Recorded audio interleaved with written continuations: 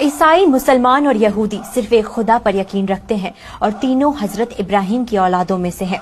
हजरत इब्राहिम के दो बेटे थे, हजरत इस्माइल और हजरत ईसाक। यहूदी हजरत ईसाक के बेटे हजरत याकूब की औलादों में से हैं, जिन्हें इजराइल भी कहा जाता था। आप सभी जानते हैं कि आसमानी किताबें चार हैं: तौरात, जबूर, इंजील, कुरान। तौरात हजरत मूसा पर नाजिल हुई, जिसे यहूदी अपनी किताब तनाख मानते हैं।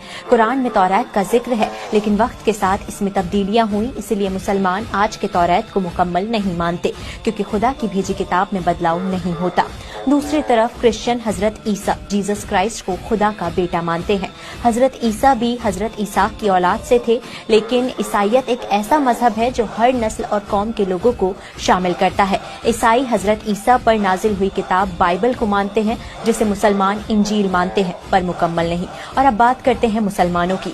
हजरत इब्राहिम के पहले बेटे हजरत इस्माइल की औलाद से अरब कबीला निकला, जो आखिरी पैगंबर मोहम्मद साहब के जरिए इस्लाम को मानने वाला मुसलमान बना, जिनकी मुकद्दस किताब कुरान है। पर असली जंग यहीं से शुरू होती है, क्योंकि तीनों मजहब किसी के आने का इंतजार कर रहे हैं। यहूदी एक ऐसे शख्स का इंतजार कर रहे हैं जो यहूदी कौम की अजमत कायम करेगा और फिलिस्तीन के बैतुल मुकद्दस यानी अल-अक्सा को टेम्पल में बदल देगा, जिस शख्स का जिक्र कुरान में है, जिसे मुसलमान दज्जाल मानते हैं। इसलिए इजराइल बैतुल मुकद्दस को शहीद नहीं करता। दूसरी तरफ ईसाई यानी क्रिश्चियन हजरत ईसा के आने का इंतजार कर रहे हैं। उनका मानना है कि वो दोबारा यरूशलेम यानी फिलिस्तीन में आएंगे, ताकि कयामत के दिन यानी जजमेंट डे पर गुनाहों का हिसाब लें और खुदा की हुकूमत को मुकम्मल तौर पर कायम करें।